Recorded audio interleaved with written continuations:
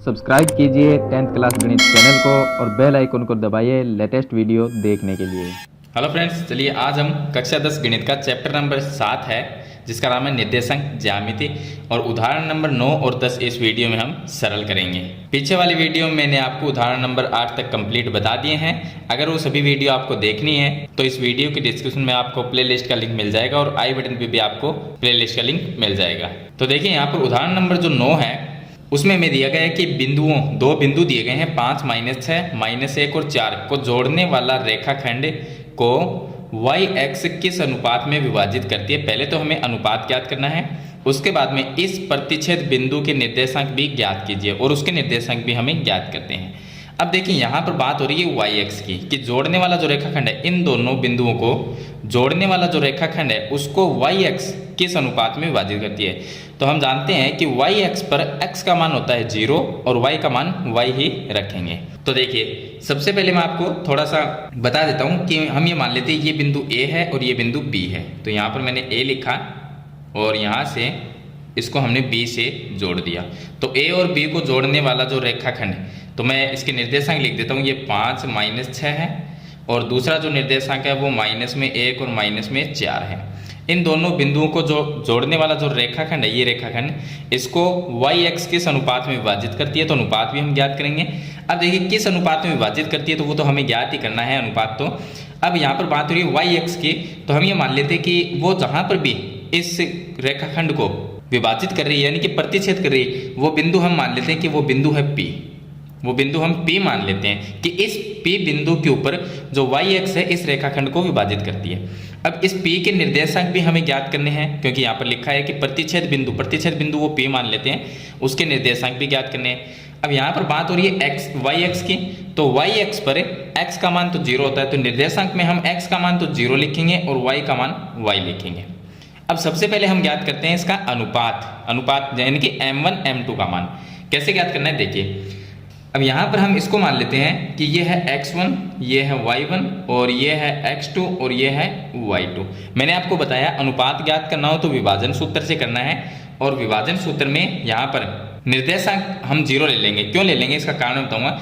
मैंने आपको बताया कि जो विभाजन सूत्र होता है उसमें अगर हमें अनुपात ज्ञात करना है तो हम एक फॉर्मूले से कर सकते हैं, यानी कि विभाजन सूत्र में हम एक फॉर्मूला x बराबर लिखते हैं और दूसरा फॉर्मूला y बराबर लिखते हैं। तो दोनों में से कोई भी एक फॉर्मूले से हम अनुपात ज्ञात कर सकते हैं, लेकिन यहाँ पर हमें x का मान 0 दिया गया है क्योंकि y x की बात हो रही है। तो x का मान y x पे क्या होता है 0 होता है और y का मान y।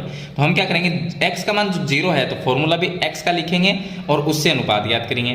तो मैं फॉर्मूला लिख देता हूँ, x बराबर होता है m1 x2 प्लस में m2 x1 और इसके बट्टे में होता है m1 प्लस m2 ये होता है। x का मान देखिए यहाँ पर 0 है तो वो मैं रख देता हूँ। अगर हम y का फॉर्मूला लेते हैं तो y का कोई मान नहीं है, इसलिए हम x के फॉर्मूले से ज्ञात करेंगे।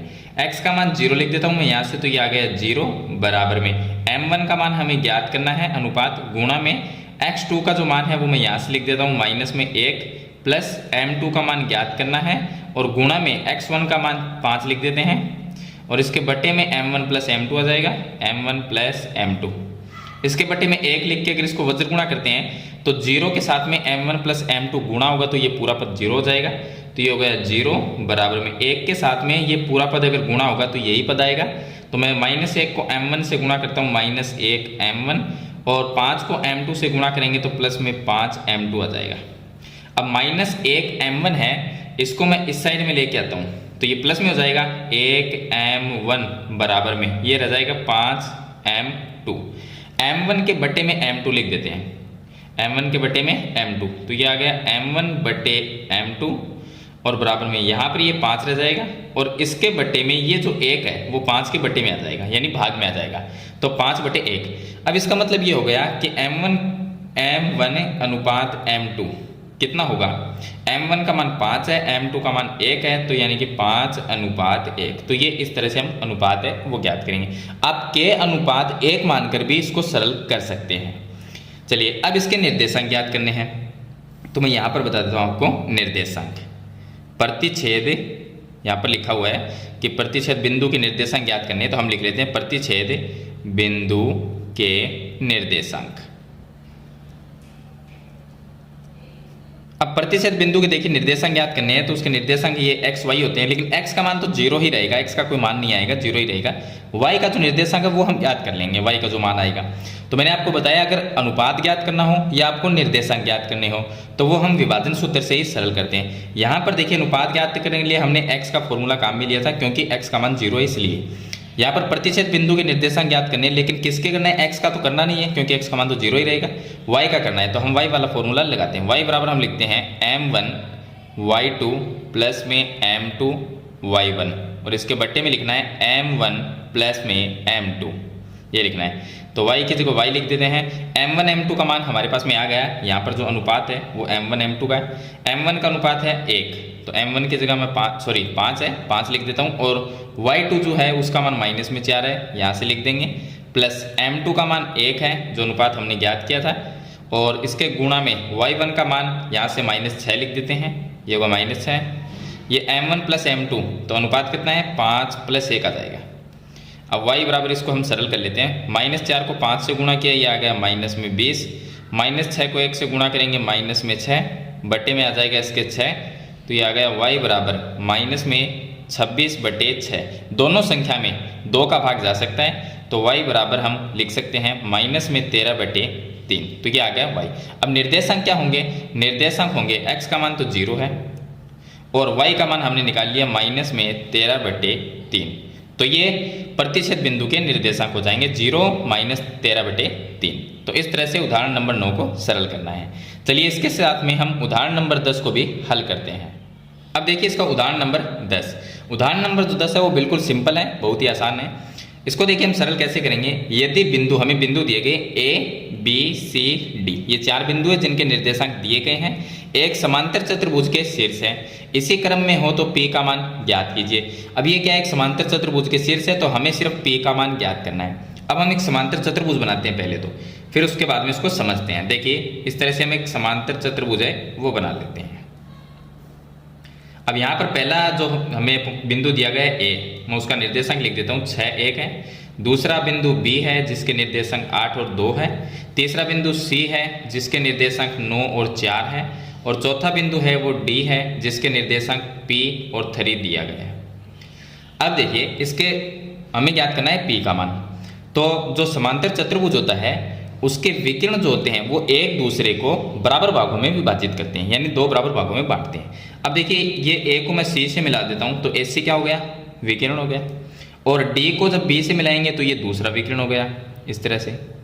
अब समांतर चतुर्भुज के विकर्ण एक दूसरे को समद्विभाजित करते हैं, यानी कि AC की बात करें AC की, तो AC को जो BD विकर्ण है वो बराबर भागों में बांटता है, तो ये क्या हो गया, इसका मध्य बिंदु हो गया, क्योंकि ये भाग इसके बराबर कट गया। तो ये दोनों भाग बराबर है, तो ये बीच का पॉइंट जो हो कौन सा होगा, मध्य बिंदु होगा।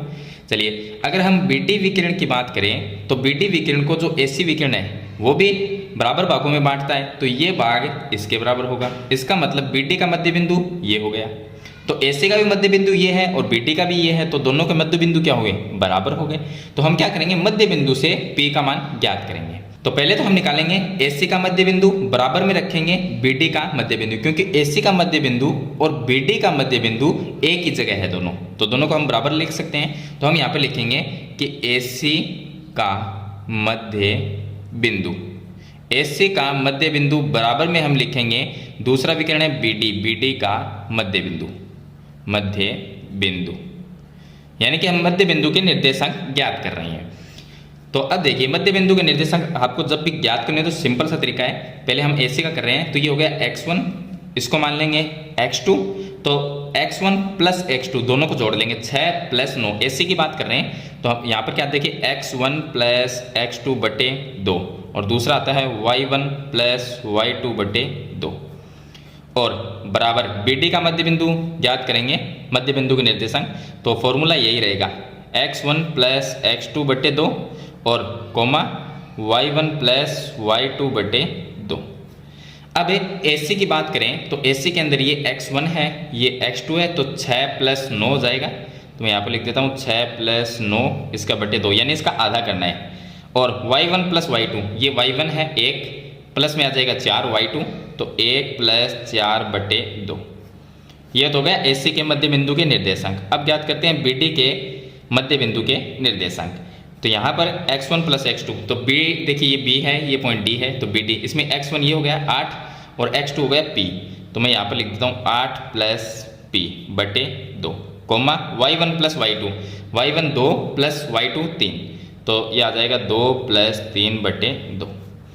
अब यहाँ पर 6 प्लस 9 हम कर लेते हैं, तो ये हो गए 15 बटे 2, ये आ जाएंगे, और कोमा ये आ गए 5 बटे 2, 5 बटे 2 बराबर में यहाँ पर इसको सेम टू सेम ही रख देते हैं, 8 प्लस p बटे 2 ये रख देते हैं, और 3 प्लस 2 ये हो गए 5 बटे 2। अब हमें क्या करना है, हमें p का जो निर्देशांक यानी p का जो मान है वो ज्ञात करना है। तो p का मान ज्ञात करने के लिए p कहाँ पर है, ये भी x है और ये भी x का है, तो हम क्या करेंगे, आगे वाला जो मान है इसको हम बराबर रख देते हैं, क्योंकि ये पीछे तो y का है, y के निर्देशांक, तो हम क्या करेंगे, ये x का निर्देशांक ये y का इस तरह से होते हैं, तो जो x का मान है उसको हम बराबर रख देते हैं, ये भी x का मान है और ये भी x का मान है, तो हम लिख सकते हैं कि 15 बटे 2 बराबर में 8 प्लस p बटे 2, इन दोनों को बराबर रख देंगे। अब देखिए इन दोनों को अगर बराबर करेंगे तो 2 से क्या होगा, ये 2 कट जाएगा, तो ये हमारे पास में आ जाएगा 15 बराबर में 8 प्लस p, ये आ जाएगा। चलिए मैं यहाँ पर बता देता हूँ, अब 8 है वो माइनस में आ जाएगा, तो 15 है माइनस में हो गया 8 बराबर में रह जाएगा p, अब 15 माइनस 8 करेंगे तो 7 आएगा, बराबर में क्या आ जाएगा p, या इसको ऐसे लिख सकते हैं p बराबर 7, तो ये आ गया p का मान। तो इस तरह से हमें p का मान ज्ञात करना है, मध्य बिंदु का जो फॉर्मूला मध्य बिंदु का निर्देशांक ज्ञात करने का, उससे हम p का मान ज्ञात करेंगे। तो ये था इसका उदाहरण नंबर 10। इस वीडियो में मैंने आपको 2 उदाहरण बता दिए हैं कंप्लीट। अगर फिर भी इसके बारे में आपका कोई सवाल या सुझाव है तो मुझे कमेंट बॉक्स में ज़रूर लिखें। आज की वीडियो में इतना ही, मिलते हैं नई वीडियो के साथ, तब तक के लिए थैंक यू।